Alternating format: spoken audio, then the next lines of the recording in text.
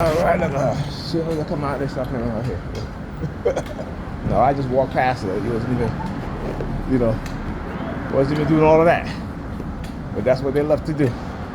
Anyhow, so got the kids out of the house. Of course, my son got left around 7:55. I keep telling him he needs to take a bath at night. And I thought he took a bath last night. I was downstairs and doing laundry. And when I came back upstairs, he was in bed. I swore I told him he was doing his homework. All day yesterday I've been trying to get them to do their homework, but they've been avoiding it. But I made sure they do their homework before they went to bed. And so anyway, I guess his mother told him to bathe in the morning. And I keep telling him, stop doing that. Start letting him bathe in the morning. Every time he bathes in the morning, he leaves the house late. But like I said, you can't talk common sense into a person who doesn't have common sense. All right? And she doesn't. I'm serious. It's not an insult to her, but she has no common sense, just like most people. Right? Particularly young people today also. They have no common sense because it is being conditioned out of them. If their parents or the older people around them is not teaching them certain things, how are you going to go up to common sense? How are you going to go up to some level of knowledge and understanding? Right? So anyhow, like I said, so I woke up, I was waking her up before we leave to, she gotta go get to work for 9 o'clock. She was like, stop harassing me. And I'm like, really? Wow. And you're, because again, what happened is that they're in line with the racist, Ku Klux Klan member on the New York Fire Department, on the Sambos and the Sambinas, that, they just, comfortable being backwards, having a backwards mindset and having a backwards way of thinking. So this is what they will do, right? This is how they will engage. And when you try to help them in any positive ways, they will fight against that. They will fight against that, okay? Because again, that is how they're conditioned. Without a doubt, like I said, I experience it, I see it, and when I look around and I see how our young people behaving, yeah, and like I said, they have conditioned us to the point where we tend to not want to teach our children anything.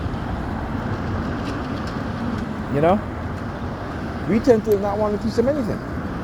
We tend to just want to let them grow by themselves, and then again we become reactionary when they get into trouble, right? We don't be preventative. Like I said, we're not preventative, right? We don't teach them anything to give them any sense of common sense, any sense of the truth, right? You know what I'm saying? Because most of us are religious, and again, a lot of these Negropean Christians, because in the Bible it says, when they talk about, you look at Isaiah, right, who they say prophesies the birth of Jesus, which he really didn't, okay?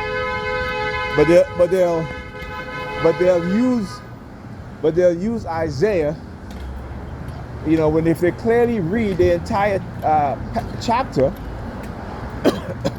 If they read the entire chapter, you will see Isaiah was talking to King Hezekiah, okay? And he was saying that a maiden, and again, if you go back to the original, it's not virgin. All right? You go back to the original, it says maiden, right? Not a virgin. That was transliterated wrongly afterwards, well, on purpose actually, to create a certain narrative about Jesus.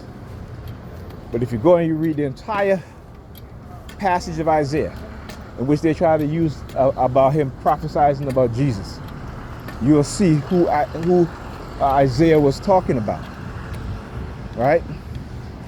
And the whole thing about about the child with no right from wrong, and he will drink milk and honey, all this nonsense. You know what I'm saying? All this nonsense. It's nonsensical when you read the damn thing. with any sort of critical thinking. So again, it's a subconscious programming. They feel like they don't have to teach their children anything because, again, God is going to guide them. Right? But they ignore the reality. They ignore the reality. Right? And that's a problem. But they don't see it as a problem. So when their children are failing in school, they'll throw their own damn children under the bus. Right? So they won't be blamed.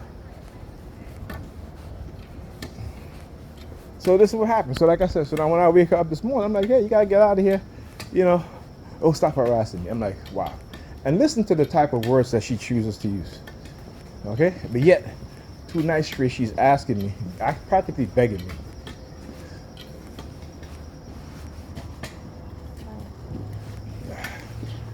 All right? Practically begging me to stay over. Can you spend the night? And last time I was going to leave because, like I keep telling her, I said, if you want me to spend the night, I said, only going to be under certain circumstances. And I'm not having to ask you 3 or 4 times to clear down your bed. Okay? So I asked her, I said to her, because I was so tired, I was like, she's like, okay, she was sleeping. I was like, can you clear down your bed? And I wanted to make sure that she cleared down now instead of going back to sleep. So I told her, I'm leaving. So she literally got up and she cleared out her bed. Like I said, because she's too tired. And that's just the way she is. She does not want to change. I even told her this morning, I said, you have to change things about you that you have to really work on. I said, I said, just do one thing at a time. Like I said to her, I said, choose one thing at a time.